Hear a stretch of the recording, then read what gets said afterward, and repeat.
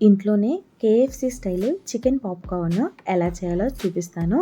పావు KG boneless చికెన్‌ని శుభ్రంగా కడిగి తీసుకొని, ఇందులోని హాఫ్ టీ స్పూన్ కారము, half teaspoon salt, half teaspoon మిరియాల పొడి, half teaspoon garam masala, half teaspoon ginger garlic paste, half teaspoon Kashmiri chilli powder ఉంటే వేసుకోండి, లేకపోయినా పర్వాలేదు.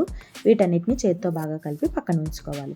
ఒక ప్లేట్లోని 2 కప్పుల మైదా లేదా కార్న్‌ఫ్లోర్ తీసుకొని 1 టీ స్పూను సాల్ట్ వేసి బాగా కలిపి, మనం ముందుగా పక్కన పెట్టుకున్న చికెన్ని మైదాలో వేసి బాగా కోట్ చేసి ఎక్స్ట్రా పిండిని చల్లించండి. ఇలా కోట్ చేసుకున్న చికెన్ని కూల్ వాటర్‌లో వేసి వాటర్ వడకట్టుకున్న తర్వాత మళ్ళీ మైదాలో వేసి పిండి బాగా కోట్ చేసుకోవాలి. ఇలా చేయడం వల్ల పక్కా కేఎఫ్‌సి స్టైల్ టెక్స్చర్ అనేది వస్తుంది.